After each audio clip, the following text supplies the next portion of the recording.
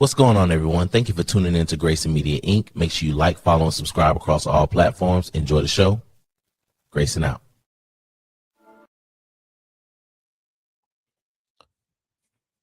All right. Good evening, everyone.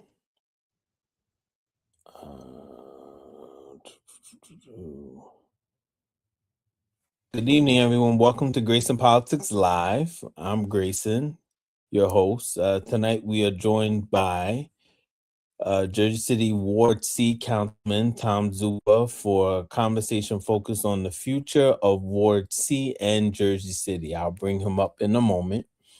We'll discuss housing, taxes, the reported $250 million budget deficit, economic development, the Lowe's Theater Restoration Project, Christ Hospital Boulevard drinks, and public safety, accountability in government, and much more. Let me bring him up. One moment. Sorry, people. I'm a one-man band here. Let me just bring him up. Councilman Zuppa, thank you for joining us tonight. Good evening, Grayson. Thank you for having me. Happy to be here. No problem. Thank you for joining. Let's see, where am I?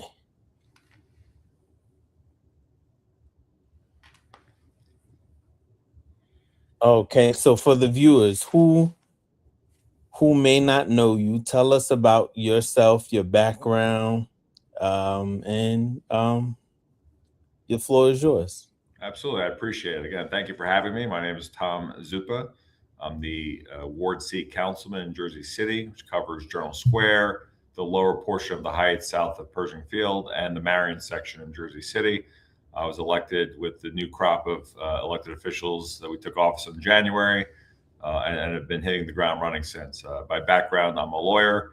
I handle labor and employment matters. I was a former prosecutor. I'm a litigator, a trial attorney. I live in Journal Square with my wife, Andrea, and our 6-year-old border collie puppy. Well, it's always a puppy to me, but border collie Kennedy.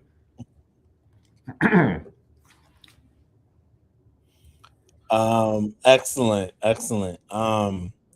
First of all, I have a little bias towards you, and don't tell Councilman Joe Brooks, who I had on last week. He's my councilman. I love him to death. Finally, we got some award. B, I've been living in Ward B. I lived in about most of the wards, with the exception of your ward, but most of the wards, with the exception of D and E, but most of the wards. I lived in F, A, B, but no, not C, D, and E. But anyway, point is, I love me a good lawyer. There are bad ones, just like there are bad apples in every bunch. But I love a good lawyer. I don't know if you see this pin here. I'm a member of the Hotel Trades Council. I noticed that. I'm a very much pro-union councilman. So yes. So we just renewed our contract, our master contract in the city. We'll be talking a little more about that and hotels and stuff like that. But I've seen you on social media, shoveling. Not just, you can tell when certain things are done just for like social media and grandstanding, especially to make yourself image look good. But you had just got into office and you were making sure, and I know your ward very well because I come into Journal Square when I'm commuting back and forth from work, because I work in the city in New York City. So there's a lot of things, we go down SIP and then get into Ward B that way and stuff like that. So kudos to you and what you do. And I remember you ran last time against Borgiano and weren't successful. So wasn't Joe Brooks as well, but now you guys are both on the council. So kudos to you, council people like you and Joe Brooks. I just like how you do business. So kudos to you on that. Well, thank you. Yeah, one of the things I was proud about is obviously not having lost the 2021 election, is staying active and making sure that our residents who didn't have a voice had one, even when out of office. So it's made the transition into office a lot easier. Thankfully. Yes. Sorry, my phone keeps timing out. Okay, so let's get into the questions. All right. You are an attorney by profession. Tell us about your legal career and how it prepared you for public service. That's a great question. So I started my legal career as a prosecutor. I was an assistant prosecutor in Hudson County, actually right at 595 Newark Avenue, which is the site of the future courthouse park. So it's fitting that where I started public service is so much at the core of issues in Journal Square, and literally is the seat of county government. Government in Jersey City. I did that for 4 years. I handled cases, guns, drugs, narcotics distribution, public corruption, and abuse of public office by certain officials. And then I transferred over to civil practice. And like I said in my introduction, I've always been a trial attorney. So speaking in front of the crowds, making my case is not strange to me. And so I think that helped me when I'm trying to say, hey, this is my vision for Ward C. And it's not hard to sell. I'm sure we'll get into it, but Journal Square is a fantastic place. It offers so much to Jersey City. And with the right vision, the right energy, we're going to take it to even greater heights. Yeah, don't tell Joe Brooks, but I love voice. If I could just take down the path, I'm 10 minutes away driving from General Square. I love Ward B. Don't get me wrong, West Side is the best side, but if I could, I'm jealous of a coworker who lives in your ward. He lives in General Square, and if I could just shoot down to the path, it would save me so much time. It'll be our secret, me, you, and all of your followers. Exactly. Let's not tell Joel. Exactly, but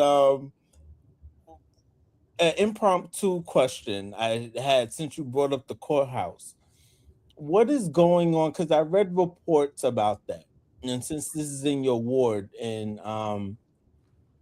what is the not standstill, but what is the stagnation with? I don't know if I'm using the right word, with the new courthouse. It's done. Everything is done. So I think the state is getting involved, if I'm not mistaken, with the last administration from the Murphy administration. You correct me if I'm wrong, but why haven't county officials and everybody from the county moved into that building just yet?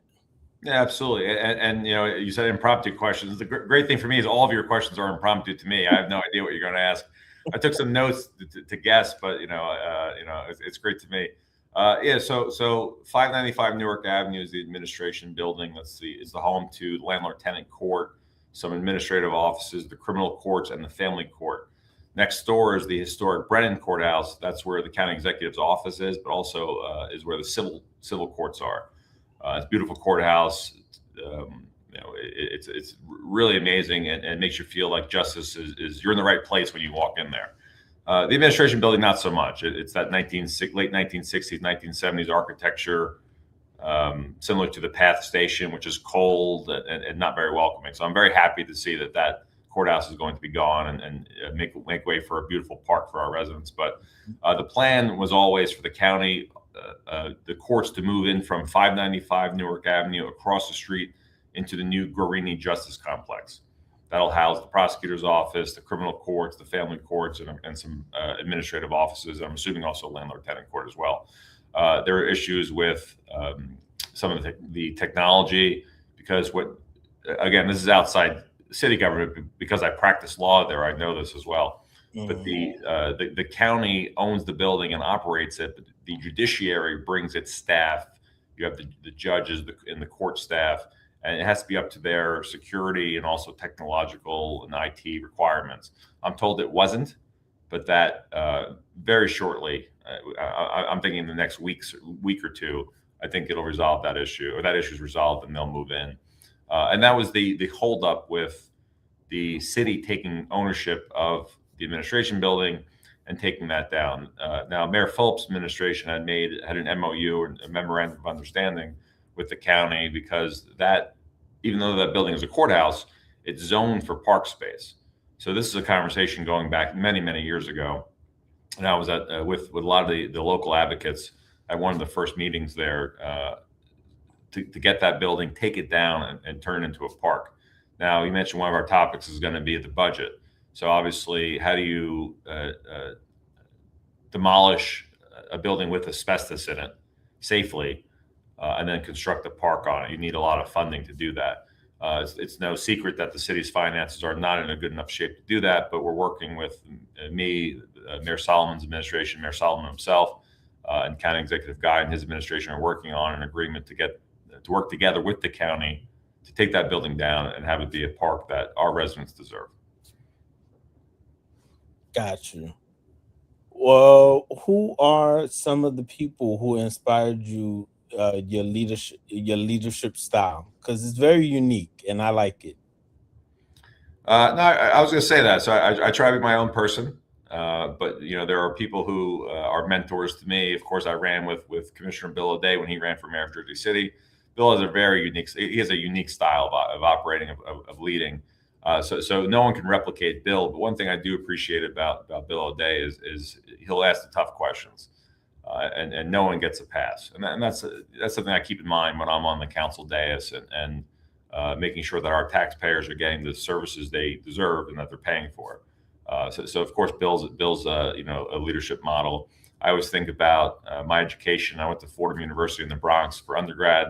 It's the Jesuit model of education, similar to St. Peter's Prep, where I didn't go, but so many great people went. And St. Ignatius always taught, speak truth to power. Do not be afraid to speak truth to power. And that's something that always stuck with me from my college years onward. And something I keep in mind when, I think to myself, should I ask that question? Should I make this statement? And that's certainly something that I think about. What was when you ran this past December? What was the biggest challenge you faced while campaigning? There were so many people running. In 2021, that had its own challenges because obviously the only game in town in terms of a organized team was really the full administration and his slate of candidates, which my predecessor ran under, and so it was those challenges there were trying to build a team and people who were volunteering that weren't associated with the other side. The challenge was a lot different this go around, which was thankfully my name recognition was better. The work my work had spoken for itself, which I'm very proud of. I was always consistent staying in the neighborhood. But there were so many people there. I think we had 6, 7, 8. I remember if I go through the names, but 8 or 9 mayoral candidates. Yes. Several of them had their own slates. Obviously Councilman Bojan was running with former Governor McGreevy. They had a lot of money, and they were spending it on mailers and blanketing, our inboxes and our mailboxes.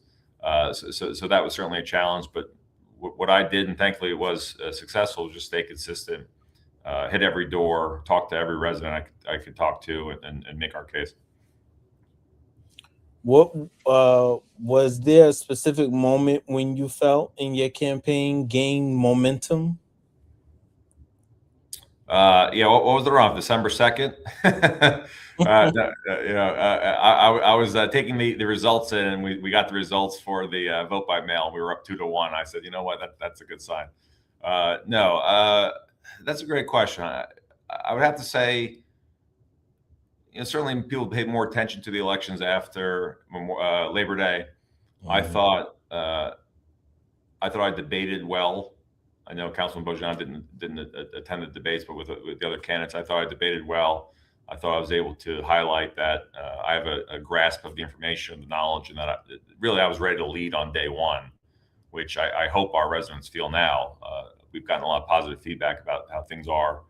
People recognize we're not going to change things overnight, with a flip, snap of the finger or a flip of the switch. But I think I know for a fact, and based on what I'm hearing, that the vibe has changed, the feeling has changed in the ward, where people are being heard at least. And now we got to take that next step, which is to start solving all of the problems that we said we were going to solve. Now that you're serving as councilman, has the job been what you expected? And this is a two-part question, because not more so, yeah. Good, you could answer that. It's not two-part. Go ahead.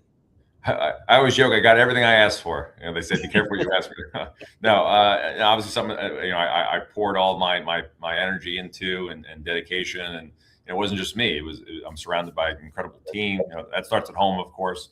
You know, my wife and the puppy are, you know, they sacrifice when I'm not home. So they're obviously very supportive. Even the dog, I would say the dog's very supportive too. She walked with us and campaigned and smiled for pictures.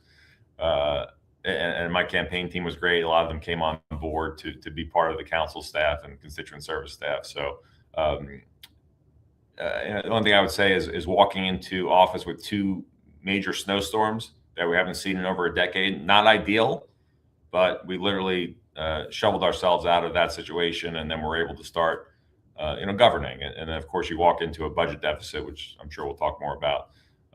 Not ideal, but if I'm going to tell our residents, hey, I'm ready to lead on day one, that's not just for the photo ops and the ribbon cuttings. It means when there's time to make tough decisions, I feel comfortable doing that. And so far, so good. What has surprised you most since taking office? I think how having worked in government before to start my legal career, I knew things moved slowly. I think how some certain things move slower than I anticipated. And it can be frustrating at times. It's frustrating for me. I can only imagine for our residents. It hasn't necessarily surprised me because we get responses, we get answers. But that was maybe one thing that surprised me a little bit. And what campaign promise are you most focused on delivering? Yeah, so if you even look at our slogan, it was cleaner, greener, and more affordable. So if you look at those 3 things in that order, cleaner literally means working with our Department of Public Works, and we have so many incredible people that work there, and they want to clean our streets. They want to do the service. We just have to get them the resources. So a promise there was bringing back the Division of Neighborhood Improvement, and we've seen that in different. It's not necessarily called that, but we've seen that in practice, which is getting our workers there. And areas that aren't under the special improvement district, our DPW employees are going out there and cleaning up the streets. If you look at safer, safer. We have the traffic enforcement unit back up. Mayor Solomon brought that back with the motorcycle unit. There's a focus on enforcement, which is important. And of course, going forward, which is the more difficult conversation, the more challenging conversation is making our neighborhood more affordable. We have a lot of development proposals that were in the works before I took office in Ward C and Journal Square. We have a framework for mandatory affordable housing that is working, and so ensuring that every new project has that affordable component to it is the most important focus I can have for the next 3+ years. I want to say you brought up something about. Well, a lot of times when I'm commuting to General Square, whether it be on the 80 bus or getting a ride, well, I used to get a ride, now I don't. But whether I'm in the Uber or whatever, during rush hour traffic, is this the city? Now, I see sometimes the county sheriff will come or JCPD, but by that, is that SIP or Kennedy? That's Kennedy Boulevard. All right, so you come out SIP. You're probably talking about Kennedy. Yep, Kennedy between Bergen Avenue and Tunneling. That's the main stretch before you get to where the mosque is and everything. And there's a bunch of businesses, the T-Mobile and stuff, and it's just a double parking. And I see sometimes, like, even with the last administration, it's periodically done or whatever, or if there's not construction going on or whatever, then people just double park there. And I'm like, this is a lane. this is a lane. You can't do that.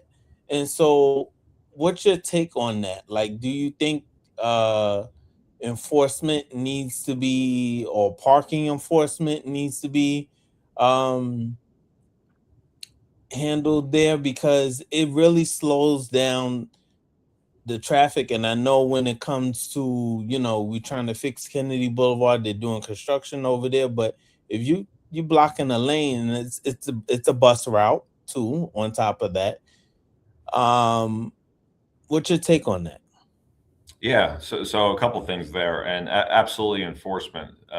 Journal Square is a commercial corridor, and before taking office, I made sure I started reading books on the high cost of free parking, having a proper downtown area, essentially how to drive, tools for driving economic growth. And one of the biggest things is for an area like Journal Square, for the businesses to thrive, it has to have moving traffic, meaning cars have to park, do their business, shop at the stores, and then keep moving, as opposed to staying there, parking all day, taking the path, coming back to, because they can get away with it for free parking or cheap parking. That doesn't work. And one thing I was laughing at, I got some negative feedback actually to some of the enforcement camera conversation because of the double parking in Journal Square. I've talked about the double parking in Journal Square for years. I even joke. I said, "Give me a ticket book. We have a budget deficit. I'll take care of it in one day. I'll keep walking the square over and over again. Every car that double parks get ticketed." But in a more serious note, it's a safety issue as well. You weren't wrong. That portion of JFK is 4 lanes. It's 2 in each direction. So if we're going up from tunneling towards Bergen Avenue towards the square and the path station, you have 2 lanes. If you're blocking one of those lanes, it's not just one car. It's usually 2, 3, 4. You're slowing down traffic, which is one of the core complaints I hear from our residents, how hectic and crazy traffic is and how congested Journal Square is. Well, we got to stop the double parking. Yes, we want our businesses to thrive, but there's public lots right there. We can. I would aim to increase the public parking that's available with short term and lower rates.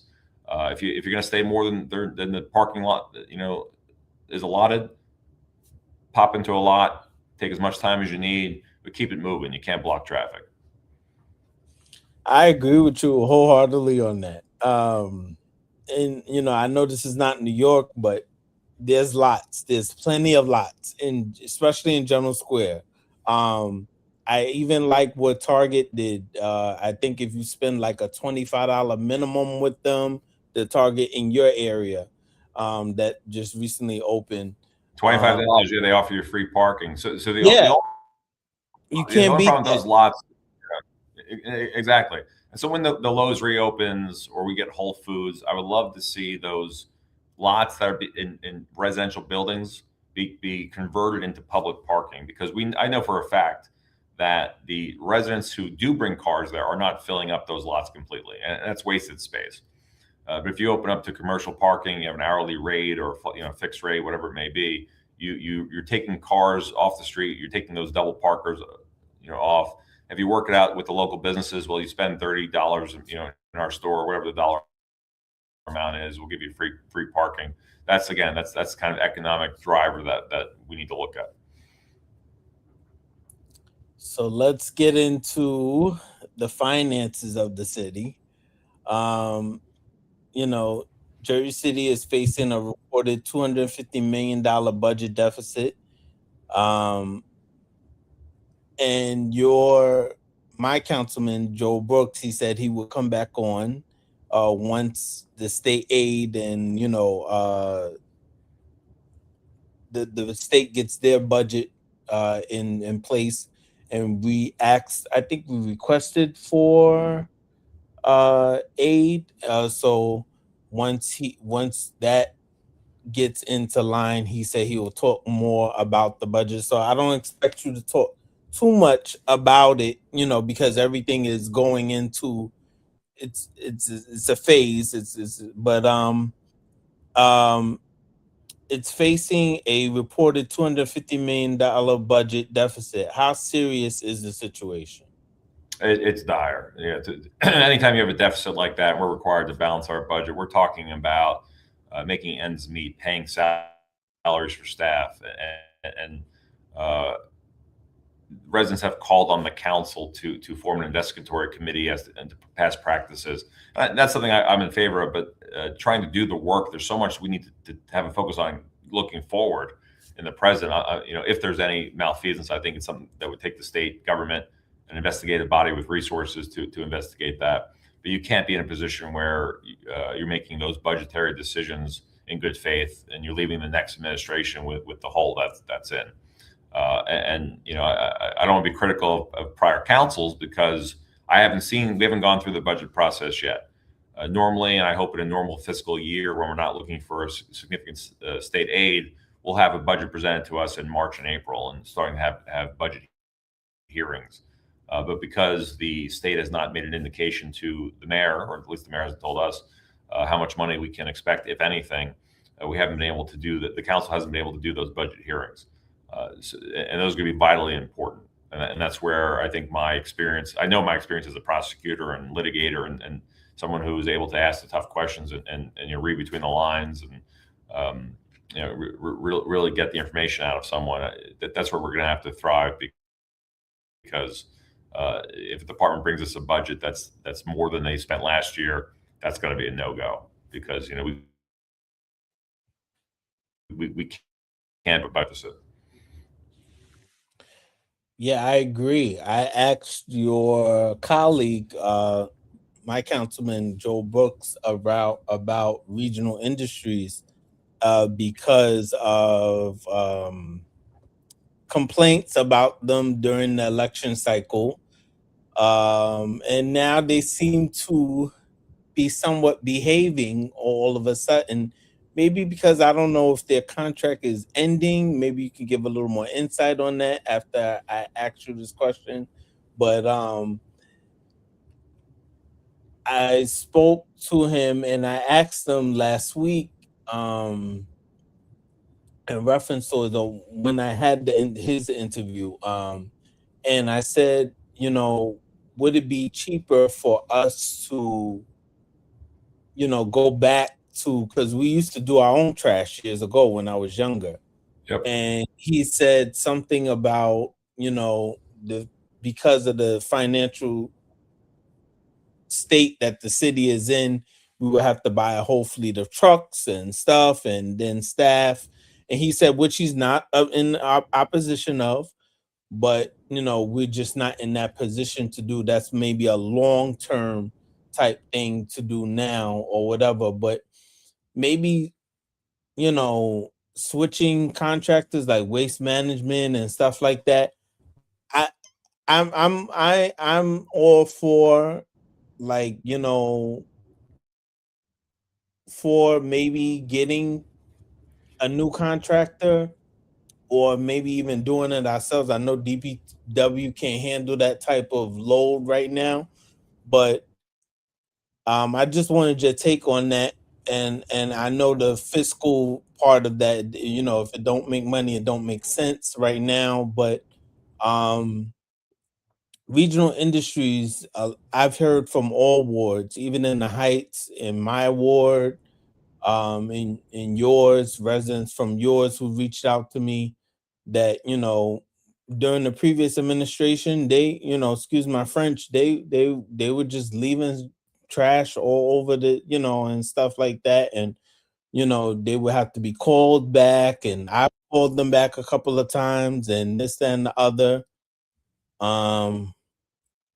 So what's your take on, sorry about that. That's okay. Can you hear me now? Yeah, I can hear you now.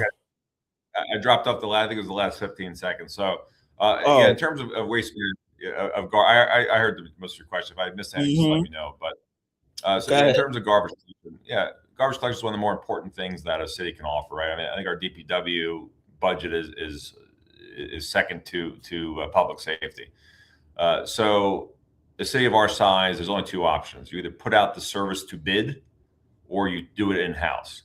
So I think you mentioned getting another vendor. So if we're going to put it out to bid, we can only award a contract to those who bid. It's usually the lowest bidder or the lowest qualified bidder.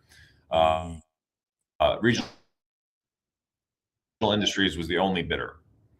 That was true the prior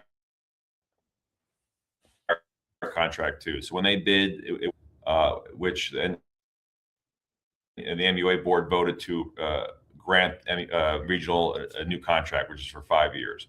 So they're going to be our vendor for the next 5 years.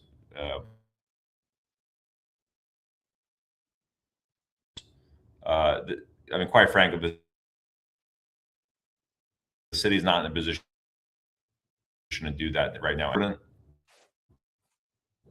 You all said about the garbage trucks and the fleet. So being able to do that, we're not in a financial position to do that. Would you save money long term once you have that infrastructure in place? Yes, you would. But again, given our city's finances, we're not in a position to do that. It'd be nice, to think about long term. We can hire city residents. We can, get jobs for Jersey City residents. But I don't want to sugarcoat it. I don't anticipate in the next 5 years seeing a different vendor other than Regional. But what we can do, and what we're already doing, is being hyper vigilant, as I am in my offices with every issue. Is if the garbage doesn't get picked up, we contact Regionals, contact the DPW. DPW alerts them, and it gets picked up. And it gets documented. So if you're looking out there, if you're concerned about your garbage pickup, you got to email us. You got to put it on C-Click Fix, because if it's not documented, then we can't present that to Regional and say, listen, you're not living up to your expectations. Got it. How did the city? Well, no. Should residents expect higher taxes or spending cuts or both? So I asked your colleague about this, Joe Brooks, about this. And then Esther Winter, who I'm sure you're familiar with, who comes to mostly every council meeting, she proposed something, and I'm kind of in agreement of it. And my councilman, your colleague, actually answered it very intricately, and I want your take because everybody is different. So when we get out this mess eventually, whether it be through state aid, higher taxes, and stuff like that, I'm not a homeowner. But at the end of the day, I do rent, and I have a great landlord. I'm not through a LLC, anything like that or whatever. But he does pass these, when he raises my rent or my lease, I renew my lease. He says, hey, MUA went up, water or whatever, say, so I have to go up on your rent or whatever. And I understand, he has to pass these things off or whatever the case may be. Oh, let's see. Did he go out? Let me remove him. Let's see if the councilman. Where did I go? So we're having some technical difficulties. Hold on.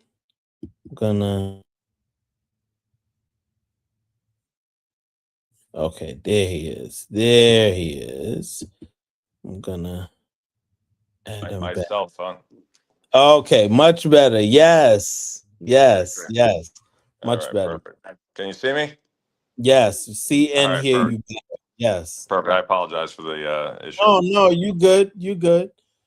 So basically, long story short, when we get out this financial mess, she proposed a question, basically like, why should that taxes stay higher at, let's say because JCB Board of Ed, which is a separate entity, which, by the way, I think you guys should be governed over that, or the mayor should be governed over that, but I digress. But like in New York. But anyway, when taxes are gonna have to go up, period.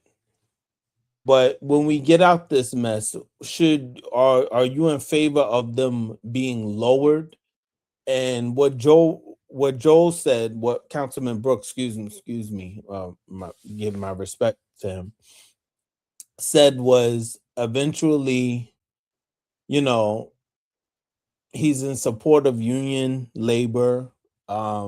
It costs to run a city, it costs to govern a city. And that when you look at the books, even if we weren't in this deficit, would you be able to, he said that he doesn't see it realistically, taxes going down even if we were to get help from the state aid. Number one, my two-part question would be, and the question that I have is, do you think that's fair? And what's your answer to Esther's proposal about the taxes maybe going down once we get out of this mess? Because we have one of the highest taxes in the state, let alone the country. And so I don't want to be priced out. I'm born and raised here. But I'm glad that my union got me another new 8-year contract and stuff like that. We'll get into that and stuff like that. But it's expensive to live here. And it just keeps going up and up and up and up and up. And so, Esther, she says she wants to keep her house, and people like Esther, she wants to, though she lives on Ward B, I'm sure you have a population of homeowners in your ward. And what's your take on that? Right. So I mentioned before, we haven't seen the budget yet. Do we anticipate the administration proposing a tax increase? Yes, I do. We do anticipate that. I think the council's eyes are wide open on that. But what I've said publicly or and internally is that we can't vote on a tax increase until we see, one, what if any state aid we're getting, but two, is there the appropriate belt tightening being done by the city? I mentioned before is, we can't spend more than we spent last year. That's absolutely a no-go. And when you do bring on new staff with health insurance and other associated costs, that's the bulk of where the money's coming from, right? In terms of the spending for the city. So I would imagine, and I won't speak for the administration, but I would imagine their position is, if there were to be a tax increase this year, that it would put us in good financial condition to not have an increase the subsequent year or the years after that. So that goes to Esther's point. You don't want people are already struggling. You don't want to increase or add to their struggle. So, again, I haven't seen the budget. I don't know what we're looking at yet. But if the administration were to propose a tax increase, it would have to be with the expectation that next year and the year after that and the year after that, there is no increase. And that goes through with, that comes with responsible spending, responsible government. So yes, absolutely. I think, Esther, touched on it. We shouldn't be taxing to get out of, if we're going to be taxed this year, we can't tax our way out of it and then continue to tax just because we're spending like drunken sailors, right? There really needs to be appropriate reins, and that's where the council comes in. That's where this particular council, the majority of us are new to our seats, but we all seem to have the same expectation of ourselves and each other, that we believe in good government. We believe in responsible government, responsible spending. I like that answer, and whether I like it or not, I like it. Would you support an independent forensic audit of the city finances from the previous administration? Or do you think this new council is well enough and versed enough to do it itself? I only say this, and I know some residents have been pushing for it, because I see I see some sort of conflict of interest with certain council members who, yeah, it's a new council, but you have some some previous members. You know, I'm Lavaro, who used to be, you know, on the council before, not this previous council, but on the council in years past, and used to be in opposition with on not opposition, but in favor of some of the previous administration's policies. And so has Council President Denise Ridley, and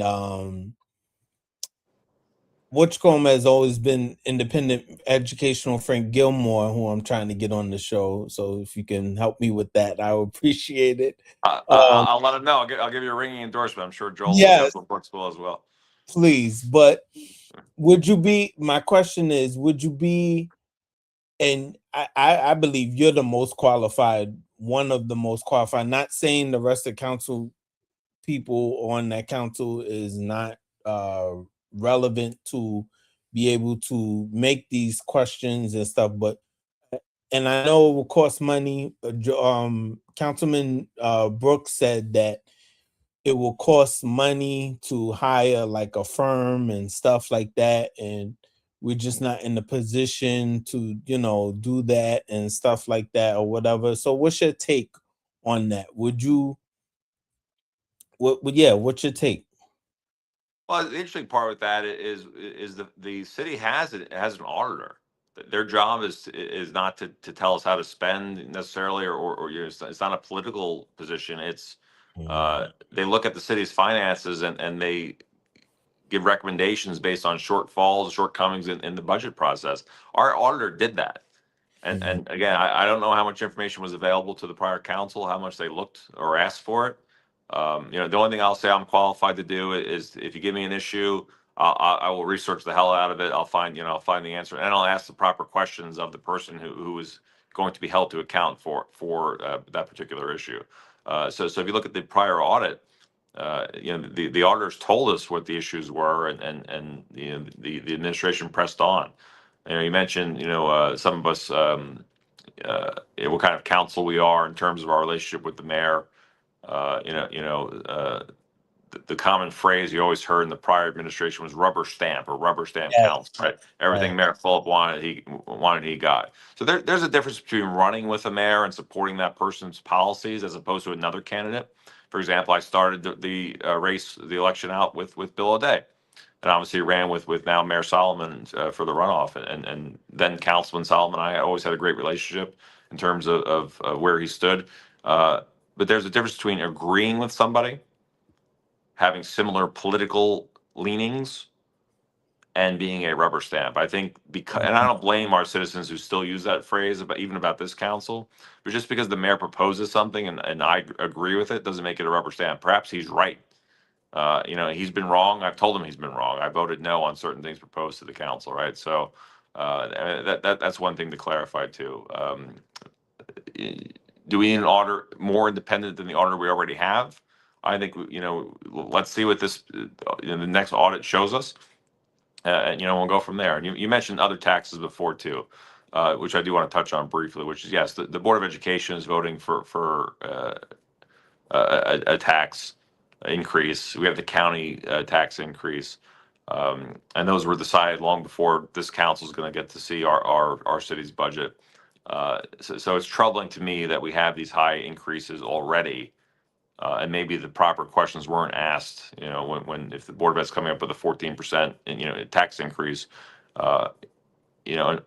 Our teachers are fantastic. I come from a family of educators, and I always joke I'm the shame of my family because my family's teachers, cops, and firemen, and I'm the lawyer now, elected official. But you know, I don't know that our students are getting the education that justifies year after year, tax increase after tax increase, because we know the facilities aren't what they need to be in our schools.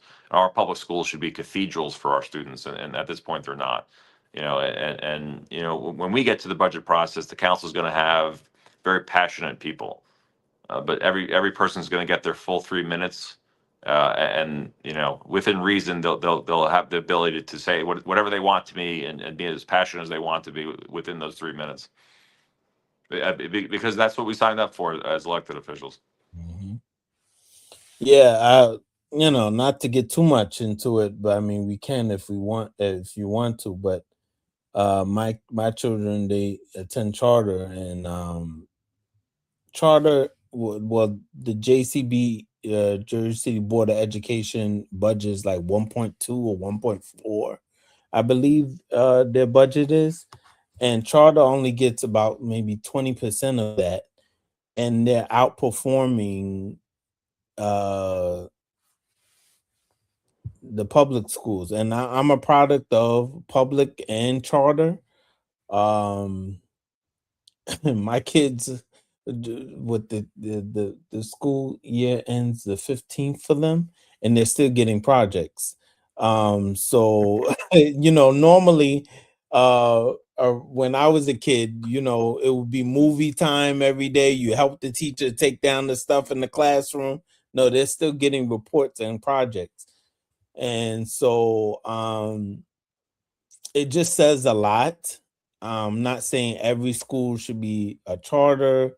I know how hard, with the lottery system, it's hard to get into there, and I see why they have the small classes, because my mother put me in there, transitioned and put me in over in there, because I got that individual, undivided attention, that I couldn't get into a public school with 30 kids in one class. And then now they have the teacher's assistants. But so I get it. I really do.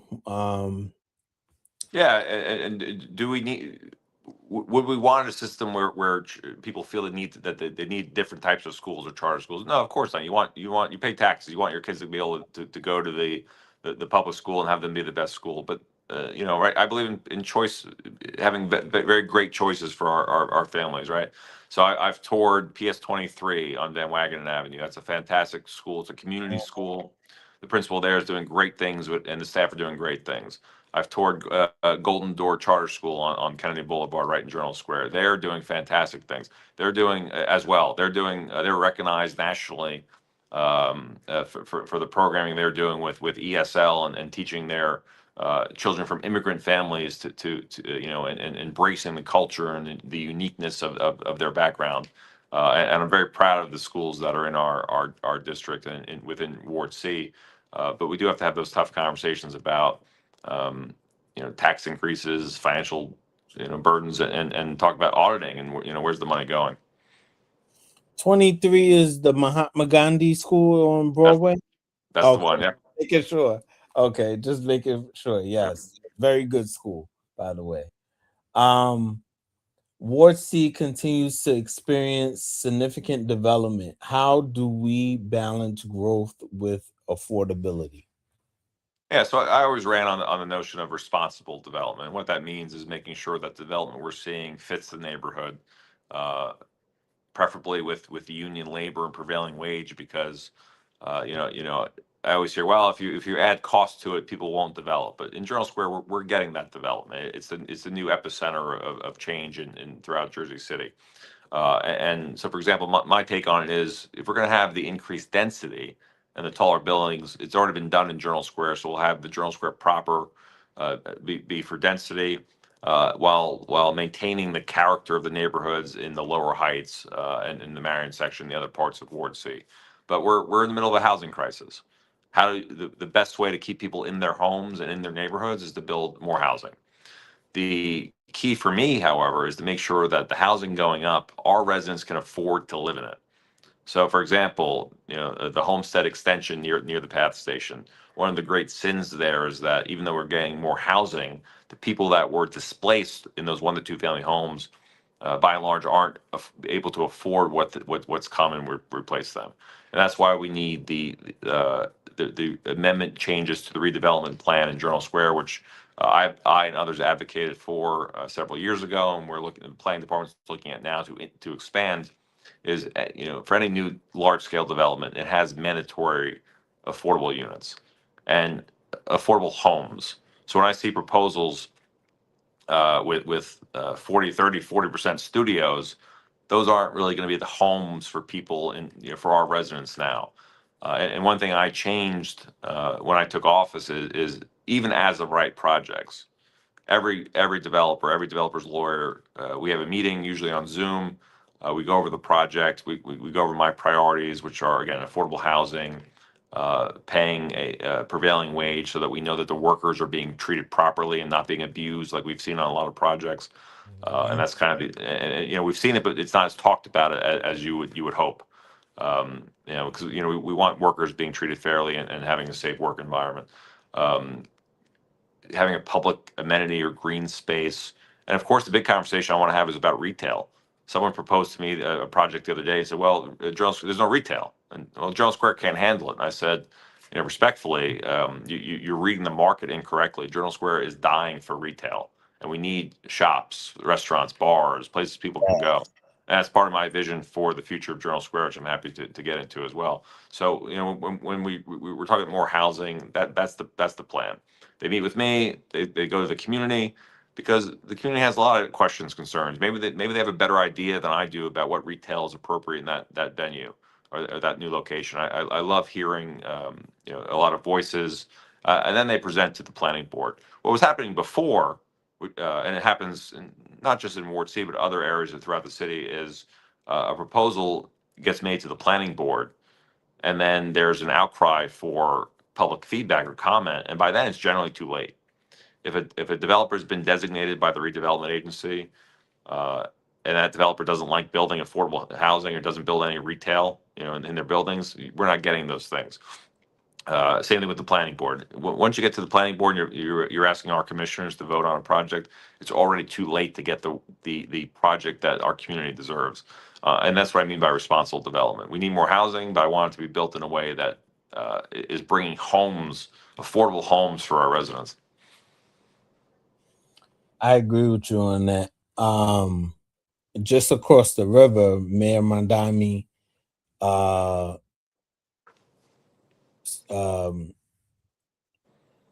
full up, please, no. Mayor, He's a housing advocate over there as well. Yeah, he is. Well, he's getting on Mandami over there. But Mayor James Solomon's counterpart across the river has made a special task force for the lottery, for people trying to get into these lottery buildings, these luxury lottery buildings. So I want to ask you, since you have the most high rises in your ward and stuff like that, and the new development, and would you be? I asked your colleague this because I have a 14-story building right out my doorstep here that's coming up in Ward B. And I won't probably be able to afford to get into it, which is sad. Because I like these type of things with amenities and stuff like that, with shuttles to the General Square and stuff like that, but I couldn't afford it. So I had to come into a 2-family house, which we're happy with. But my question to you is, what would you be in support of Jersey City housing lottery program similar to the New York affordable housing lottery system, where people can, with the 20% of units would be go to realistically? Now your colleague Joe Brooks mentioned something about that we already have it, and I don't think it's always been fair. Even when me growing up, my parents have been told no to a lot of things, and that they made too much money, which we didn't even grow up. We ate leftovers. I didn't grow up with a silver spoon in my mouth. And I'm a union card carrying member, but I'm not a rich man, or anything like that. So would you be in favor of something like that? Because I just, like I go to the priced out type of situation. These developers, we should have public space and public areas around them. And they should also, I saw the mayor post something about, this is a two-part question. I saw the mayor post something about the water in the MUA. These developers also need to pay into the sewer system in the MUA as well. So what's your take on both questions? Yeah, let's start with the second one. So Mayor Mhm. Solomon announced that the connection rates would be appropriate for the first time in 20 years, and that's so important. So especially in Ward C, we're seeing a lot of new development. We want to make sure that the developers are paying into the infrastructure that they're uh, creating and putting a strain on the existing infrastructure, right? So we want to make sure that you get a new building, few new buildings, that they're paying the proper rates. So I certainly agree with that.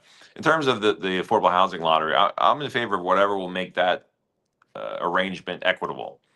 We want to make sure, and I'm not as familiar with what New York City is doing, but I'm happy to research it and find out if there are any shortfalls in our system. How do we fill the gaps there, right? So I want to make sure that our residents have equal opportunity to live in all the new buildings that have mandatory affordable units. One thing you mentioned, I have all the new high rises, and that's true. I also have all the sites where Hudson County wants to build on their land, where there are surface parking lots now. That's not the best use of that property, especially when we have a housing crisis. All 4 of their sites are in Ward C. So, and they're proposing what's known as social housing, which is you don't separate people of different incomes. You bring everyone together, and you don't discriminate. You don't differentiate. Everyone lives together under the same roof. And that's the equity, the opportunity that having these mandatory affordable units presents. I mentioned earlier that our affordable housing amendments in Journal Square are working. We had all these new buildings go up. No one planned ahead for making anything affordable. So when we had skyrocketing rents and $2,000 a month studios, that's not going to be affordable from the residents that were feeling like they're getting squeezed or pushed out of Journal Square or Ward C. But we have hundreds of new units going online. The new project where the Whole Foods is going to be, where of course what we can talk about more too is where Boulevard Drinks is currently. That's going to have almost 100 units. We're going to get almost 100 units in 808 Pavonia when that goes up. My goal is by the end of this year, end of calendar 2026, that I can announce that we have 500 new affordable units online in Journal Square for our Ward C residents. And if we can make a system that is equitable for anyone across the city and that they're feeling they have an actual opportunity to get one of those units, I'm all for it. Got it. As a matter of economic development, are you in support of bringing additional hotel development to Ward C? Because, and I only say this, bias, of course, you see the pin. We have a different contract in my union. For those who don't know, I'm a car carrying member. My day job is working for the hotel trades. I don't work specifically for the hotel trades council. I'm just a member. So I work in hospitality in the city, and been car carrying member since 2011. I only say that because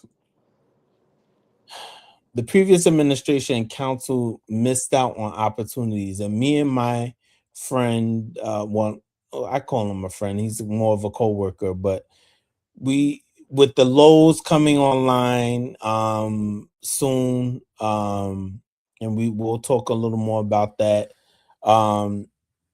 You're gonna have a lot of shows and this and that and whatnot, and I'll be glad to go over there. But then there's gonna be out of towners who are gonna be coming, and why should they stay at the West End, which I used to work at? I opened that hotel, by the way. Why should they It's stay a nice in? hotel. Yeah, no offense to Councilman Little, but why should they stay all the way downtown when they're right there, path right away or whatever? It's up to the developers. You can have a mixed use building of hotel, residential. It's been done. And I think we're just behind the 8 ball in that. And it could come to Ward C. I can see it happening, and I think it would be I want to use the right word, just a missed opportunity. Will bring jobs, construction jobs, but long-term jobs of my members coming to Ward C, and just a lot of synergy coming into Ward C right there. Yes, I'm happy for Whole Foods coming there and stuff like that. We'll get into the Boulevard drink situation, but what's your take on what I just said? Yeah, one of the give you a little bit broader answer because it ties Mhm. together. One of the campaign promises I had, excuse me, was to do a development summit that was Ward C specific, Journal Square specific, and there are not that many landowners and or developers that are looking to build in Journal Square. So it'll be a small roundtable conversation. But we're bringing in the people who have an intention to build, who have built, who are looking to lease retail, community leaders, stakeholders, to have a broad conversation about the future of Journal Square. Because again, they had the redevelopment plan, and they plopped down some buildings, and we ended up with a cafe, sometimes in the same complex, multiple cafes, right? That's not the forward-thinking conversation. I know, if you're looking to build, well, what kind of green space are you putting in? How many trees are you putting in front of your building? What retail will you have? How will that coincide or feed into or help benefit your neighbor's building? Where do we need a hotel? Obviously you don't want a situation where we have 3 hotels, in the same stretch, because we're not at a point yet like that section of Newport where you have multiple hotels. We don't have a need for that. We're still building up our infrastructure in Journal Square for the future. So with the Lowe's, we're going to need more restaurants. We're going to need more commercial space. We're going to need more attractions for people to come to. So I'm certainly in favor of the idea, and especially if if your union is able to organize and have its members represented there, have the employees represented there. Um, but the more immediate conversation right this second is housing. I would hate to see hotels built and they're sitting empty, or the people that are coming here for a cheaper rate are then going into New York City and not spending any of their money in Journal Square or in Jersey City, where our businesses need that kind of attention. Have you I saw speaking of the Lowe's, the restoration of the Lowe's Jersey City has been one of the most anticipated projects in Jersey City. And how do you believe the project is progressing?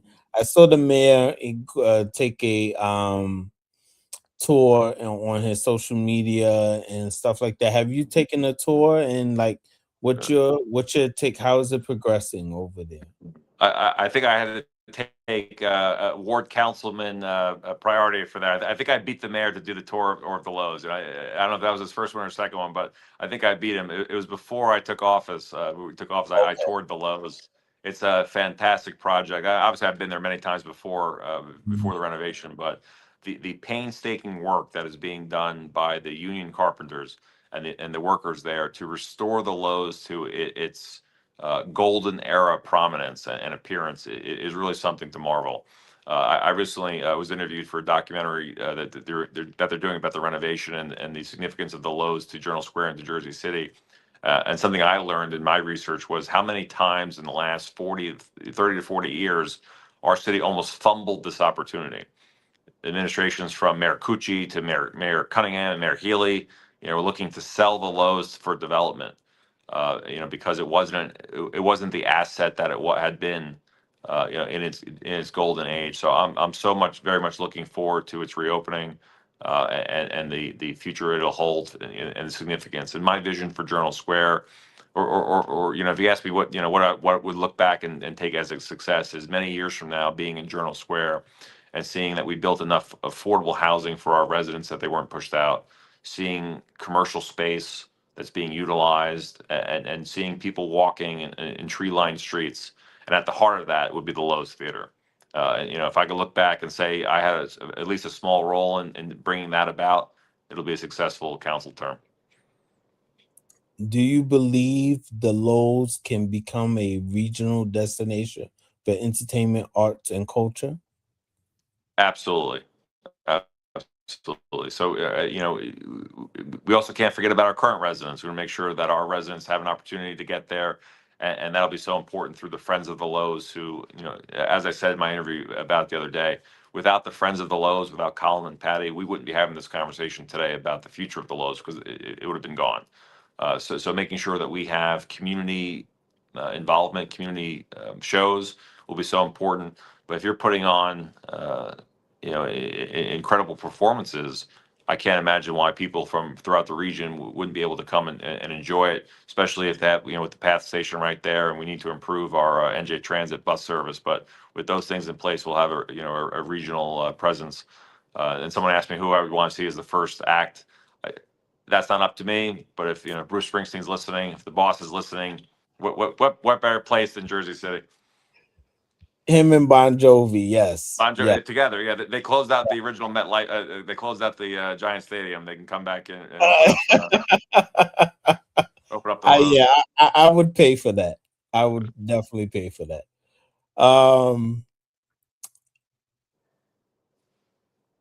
So the Stanley Theater in Jersey City Heights has undergone significant revitalization efforts over the years.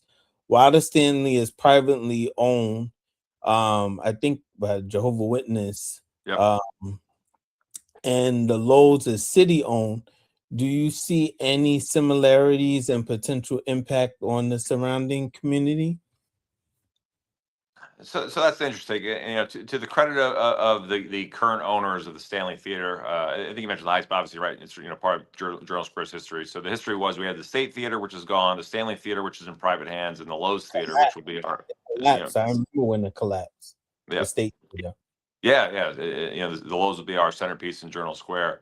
Again, to the private owner's credit, I haven't been inside it, but in many years, but it looks like they took good care of it. It's remarkable on the inside, and they restored that piece of Jersey City history. But it's not open for public events the way the Lowe's will be. So, when we talk about the future and what we're looking at in terms of entertainment, the Lowe's will be the centerpiece of that. If there's an opportunity years from now that the Stanley Theater can return to city hands and we're in better financial shape and we have multiple theaters again, maybe that's a conversation worth having. But I think that I would think that's many years away. Yeah, got it.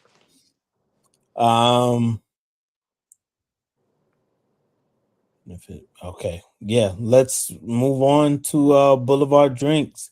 Boulevard Drinks has been a Jersey City institution for nearly 90 years. My mother, I'm not gonna tell her age, but she told me. Got my grandmother, God rest her soul. She used to say she used to go to Dickinson High School. Long story short, and she used to live on the other side of town because each high school had their own vocational thing. So, what my mother used to do was she used to get bus fare every day from my grandmother, and she was supposed to use that bus fare to take the bus. And what she used to do was, instead of she would walk. So when she would get to General Square, she would just walk home, which my grandmother would be like, what did you do with the money? And she's like, I spend on Boulevard Drinks every day. So with that being said, it's an institution. My mother took me there when I was a kid. I know they posted something about, I saw you make a statement, you and the mayor make a statement. I recently went over there this past weekend, bought like 5 hot dogs from them. I know they made a statement recently. The owner made a statement recently saying, they're going to fight tooth and nail because they're under a current lease. So I have a number of places in my head where they can, move to. And me and Esther privately was talking about, that they're probably paying a decent, reasonable amount of rent, especially for that small amount of, square footage. The more square footage, the more you pay, you know. So they probably been grandfathered, and it works for the economic business, The hot dogs are worth it. They're worth $3-4. The best hot dogs in Hudson County and the city, in my opinion. So Chili and cheese. yes. So please go, by all means, to the audience. But what's your take on that whole situation? And do you see them getting a new, because there's not a lot of space? I know there's Quest Diagnostics recently moved. You even had the three guys who sold out, they moved. I remember when they were across the street or whatever. McDonald's is gonna have to move again. That little convenience store is gonna move down the block. But there's just a lot of institutional stores that have left, and Boulevard Drinks is just an institution. So, you could say, oh, they could go here. I see an open spot, but is that economically reasonable for their pockets, for them, and what they do, and what, and stuff like that? So, what's your take on that?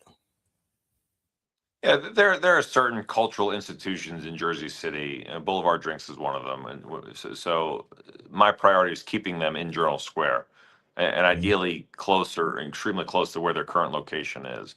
I remember the mayor, in our statement, the mayor said, this wasn't a problem of our making. And I think what we meant by that was, the owner of that building had purchased it, and that the city has no role in that process. If one private owner wants to sell to another private owner, the city has no legal role to intervene in that regard, right? That's what happened with the Boulevard Drinks building. And the person who bought it wants to put up housing. As a general principle, great thing, right? That is going to put homes right in Journal Square, right next to the Lowe's. We're going to have to 100 affordable units there. That's all great, but something that they should have done in the initial plans that they presented to the prior administration was carve out a space for Boulevard Drinks, and that's part of the conversation I'm having with in future development proposals that are coming before me. Is if you're disturbing a local cultural institution or an icon, what are you doing to help them relocate or bring them back into your future building? So that all said, what are we doing? The mayor's administration and I have been in conversation with realtors and commercial retailers about a home for Boulevard Drinks. Obviously, I can't speak to whatever they're going to determine that they do. If they're going to voice their own legal rights, that's up for them to do with their counsel. What I can do and what I am doing is trying to find them viable options that's not going to put them out of business, not going to put them over the top in terms of rental price. Whether it's a temporary home and then find them a more permanent home for the next 90 years, in Journal Square. But we will find them a home in Journal Square. I'll do everything I can to ensure that happens. And it's a conversation I'm having almost daily at this point, even to the point where the owners of Boulevard Drinks and I were on the phone. We had a Zoom on Mother's Day, the morning of Mother's Day, about potential options for them. And I'm confident to the point where if it works out, that it will work out. We're going to make sure it works out to the point that I committed the mayor to doing a hot dog eating contest at their new location when they open. So I said there's very few things I'll commit the mayor to without his permission, but a hot dog eating contest at Boulevard Drinks is one of them. I would love to see that. Yeah. Well, now we got to bring it. I put it out there in the public, so we got to do it. Yes. So we're gonna take a quick 10-second break. I'm gonna play a quick commercial, and then I'm gonna put you back down out of stage, and then we're gonna play something called Rapid Fire. and then we're gonna close. But one last thing, I know count your counterparts before we go to break. Your counterparts. I don't want to get too much into it. I know your colleague, my council person, couldn't talk too much of it because he said a conflict of interest. Because he partially works, because he does work for the union that represents the nurses and stuff like that. But Yeah, Christ Hospital. Christ Hospital with and your councilman Ephros has been very passionate about it. But what's your take on Christ? I know medical center, I haven't been over there, but I've been seeing reports that they've been just overwhelmed, and it's like the only thing that we have in the city. In my opinion, if it was up to me, in a perfect world, under the Haley administration, that old medical center would have been part of one of those buildings. I know we couldn't have kept all of it, but at least one of those buildings would have been kept, at least as a hospital or whatever, because we had the best hospital there. It's in the heart of Jersey City. You can get it at all points of Jersey City. But I digress. But what's your take on the whole Christ Hospital situation? Yeah, unfortunately, what you're seeing at the medical center now is playing out exactly as the city warned, and we all warned, is that a city of our size cannot operate on one hospital. I was in conversation. I was in the conversation when HRH told us they were closing the emergency room after they had already closed down the rest of the hospital. Last October, we were all at a rally when they said, you know what, we're going to work together with the state. We're going to keep this hospital open. They renamed it a ridiculous new name as opposed to Christ Hospital. And that turned out to be, one of many lies that they made to the state and made to the community. If you can't claim poverty, if you have money for expensive parties, you're doing Cirque du Soleil shows at your holiday party, and before the plaintiffs bar at their the legal conventions, then you're saying you can't pay your workers. And it's so evident what's going on here is which they're trying to shake the city down for a redevelopment plan so they can put housing where Christ Hospital is. And they said to us, well,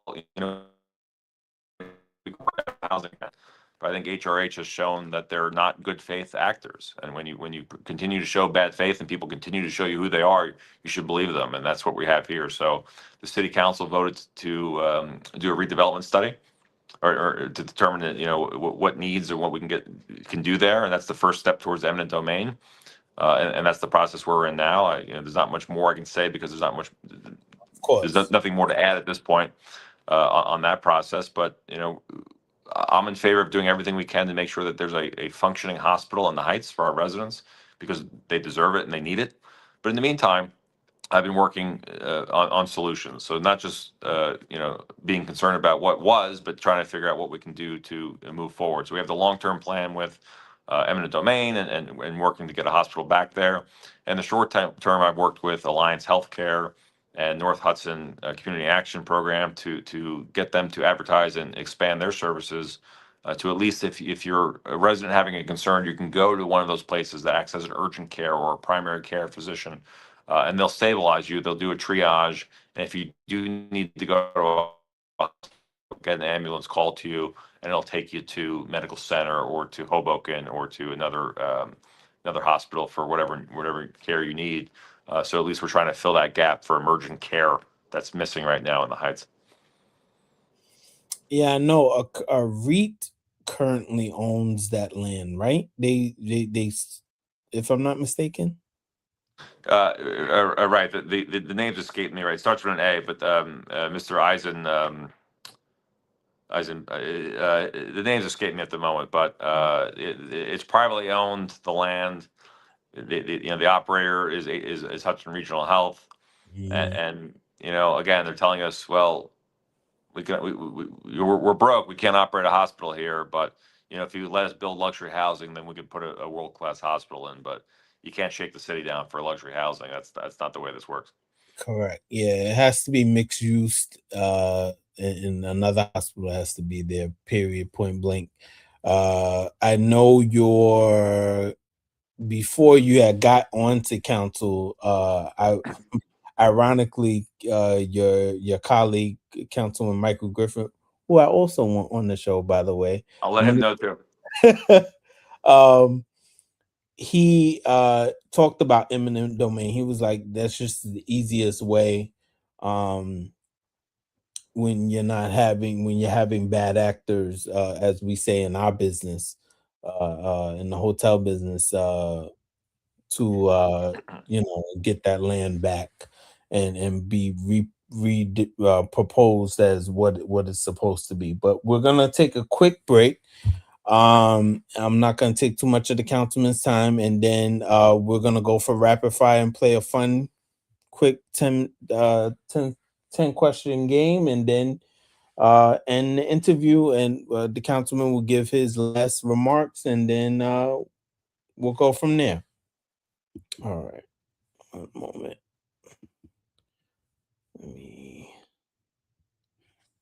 Let me go to, where is it?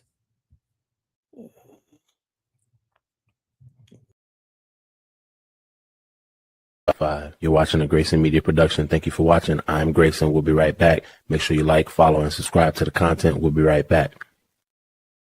Grayson Politics Live, I'm Grayson. Please support the show via the Cash App and Zelle handles and by liking, following, and subscribing. And catch us every Monday at 7:30 p.m. on YouTube and Facebook. Grayson out.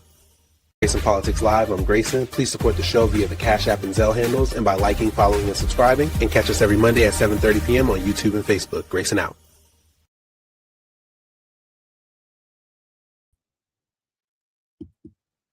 Okay, we are back now with Councilman. I was about to say, I had him in my head. Tom Zuppa, sorry. I had. And we have let's stand for our rapid fire. So, where is it? So, rapid fire, just anything that comes off your head. Won't be anything specific to, like the boring questions that I asked you earlier. I love it. One thing Jersey City government does well. Community meetings. I've hosted 20 meetings in the last 6 months or 5 months plus months I've been in office. So far, Ward C community meetings. One thing Jersey City government must improve immediately. Making sure that our residents are getting the bang for the buck. That was something we saw in Ward C. Yeah, I know this is supposed to be rapid fire, but it's like, I'm a lawyer. I can't help Go it. ahead. No, go right ahead. Please. Please. No. We always heard we were the forgotten ward, and that, Mhm. I take that to heart, right? And I made it a part of the campaign. So how do you reconcile a budget deficit with a ward that needs services? Is you have a great relationship with the county, the state, and the administration to make sure our residents are getting the services they deserve. Biggest misconception about Ward C. That we're only Journal Square. We are the lower heights as well. And as of the last section. Most important project currently underway in Ward C.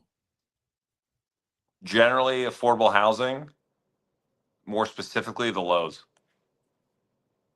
Define accountability in one sentence. Meaning what I say and doing it. Favorite restaurant in Jersey City or in Ward C. It's up to you. So Laco's is my favorite restaurant in Jersey City. And fun little fact is that before the Laco's family owned Laco's on Terhune Avenue, my family, the Zuppas, owned it. It was a different kind of restaurant. It was more of a pizzeria and a bar. And our family lived down the street. And before I moved to Journal Square, I lived on Terhune Avenue. Nice. Fun fact. Favorite place in Ward C. Well, in terms of architecture, I love the courthouse, the Brennan Courthouse, where I practice. But I love Pershing Field. We take our dog. We take our dog Kennedy to Pershing Field to walk around. I love it up there. That's a landmark too, right? The courthouse. Yeah, yeah, yep. Okay. It's historic. Yeah. Favorite local event or festival? The Navratri Festival coming up in October. India Square has thousands of people dancing, singing. It's a beautiful event. Favorite hobby outside of government? Someone asked me one time, what do I do for fun, or how do I relax? I almost mindlessly throw the tennis ball back and forth with my dog. She's great at playing fetch. If she loves anything in the world, it's probably ball, her mother, ball, and then me. Nice. Favorite, if you're into sports, favorite sports team? I'm a long-suffering Mets and Jets fan. Yes, I'm a Mets. I'm a Mets and Jets, unfortunately, but yeah, and Lakers. So I'm 2-4 out of 3. But, favorite movie? The Godfather. Oh, nice. Close second would be Casablanca. Okay, Goodfellas is my Great movie too. Yeah. like mafia movies. Well, the Godfather, because it's more about family and loyalty, and then Casablanca, it's just a fantastic, we'll always have Paris. Love story, yes. Favorite vacation destination? Oh, that's a great question. I've really enjoyed going to Aruba. I've been there a couple times. Basically, anywhere warm where there's a beach. I envy you on that. It's on my bucket list. I've been a lot. I've been Australia, South Africa, Jamaica. I've been to the Caribbean, Ethiopia, Tanzania. Wow. Where the water is blue over there, but never Aruba. And the thing is, it sits on the equator, so they don't get hurricanes and stuff like that. It's beautiful, I've heard, and the pink flamingo as well. It's beautiful weather. I mean, the best place I've ever been to, I think, would be the Maldives, but that was a once in a lifetime trip. So somewhere going back as a destination would be Aruba. Got it. Favorite comfort food? I love pizza and ice cream. Nice. Yeah, it's bad. I have a bad sweet tooth. I'm bad at making a late night ice cream run. Likewise. If you had completely a free day in Jersey City, where would you spend it? That's a great question. I have not had a free day in a long time. I would love to get down to Liberty State Park. Got to get to the dog park. Dog run. If I could end the night having a chicken parm, at Laco's, that'd be great. But I would walk the city. I would say, it's start in Journal Square and walk wherever I got to go. What is something residents would be surprised to learn about Tom Zuppa? I baby talk my dog. Yeah. Maybe they wouldn't be surprised. I don't know, but I'm always more serious. But I have very very very much pet names for Kennedy. Good. I like that. How old is your dog in dog years, by the way? I mean, you could say 12, 13. So she's 6 in our years. What's that make her 42? She's actually older than I am now, unfortunately. Okay. Yeah. This was the first year she was older than I am in her dog years. Nice. What message would you like to leave specifically with with the residents of Ward C? Yeah, I want them to know that they have someone who cares deeply about their concerns. If anyone takes time to reach out to me or comment to me or even talk about an issue that's Ward C related, I generally take time to respond back, and even on social media. I'm always accessible 24/7, and some residents take that to heart. I got phone calls the other day at 3:00 in the morning. Thankfully, it turned out not to be an emergent issue, but the residents felt it like it was. So we had a conversation about that. and address that. But at the end of the day, I want them to know that I do mean what I say. I'm going to tell you what I'm thinking. I'm not going to hold anything back. And at the end of the day, I want you to know that, I want you to think of your councilman as someone who doesn't take any crap and gives you, tells you like it is. One thing I do like, before I continue, one thing I do like about this new council is that they are more accessible. I can't speak for all of them, but at least the ones I reached out to so far. I reached out to Gilmore. Um, I need the mayor on here as well, but hopefully you'll be a official, unofficial advocate for Grayson Media and Inc. and Grayson Politics. But what I will say is, everybody who I reached out to, not just for interviews, like when we had the snowstorm, I reached out to Brooks, and he Councilman Brooks, and him and his team were very, see, click, fix. I love that app. I see a lot of people use it and report a lot of things on there. Some are minuscule, but it's a good tool, and it's something that we needed a long time in Jersey City. And even when we had the snowstorm, I saw you out on, shoveling the red pathways, for the seniors, and the people who have disabilities, who can ride onto the sidewalk, and you put your number out there and stuff like that. A lot of politicians don't do stuff like that. And I believe it's a new day in Jersey City. And Well, that was our that's why. phrase, right? A new day in Ward C, and I expect a lot of our city employees, but I'll never ask them to do anything that I'm not willing to do myself. So we were out there shoveling. Shout out to Quinn, Arjumon, Lukman from my office. Andrea, my wife, was out there. It was cold, as you know, it was a lot of snow. But and others who volunteered, I appreciate it. I'll never ask anyone to do something I'm not willing to do myself. If residents remember you only for one thing from tonight's conversation, what would it be? What would you want that to be? Excuse me. Yeah, what I mentioned before, that I was honest, responsive, I got the job done, and I didn't take any shit. And the floor is yours, Councilman. Thank you for playing rapid fire with us. The floor is yours. Are there any final thoughts or concerns, priorities, messages you would like to share directly to the people of your ward in Jersey City?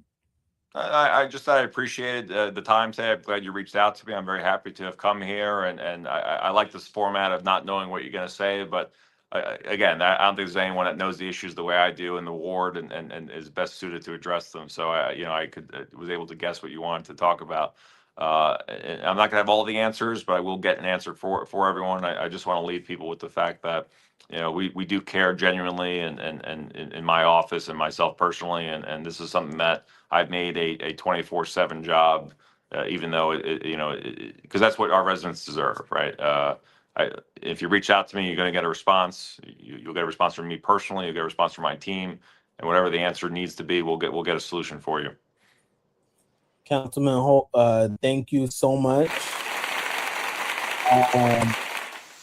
Hold on, I'm gonna put you back out of stage. I just want your feedback and stuff. We're gonna talk off the record. No problem. I'm just gonna close out the show real quick. Councilman Zuppa, everybody, we're gonna give him an applause again. Thank you for joining us tonight on Grayson Politics Live, a Grayson Media Inc. production. Thank you for everyone watching on YouTube, Facebook, and Twitch. Remember, our mission is about facts, transparency, and accountability. Good night, and until next time, Grayson out. Thank you for watching Grayson Media, a Grayson Media Inc. production. We'll see you on the next show. Make sure you like, subscribe, and follow. Grayson out.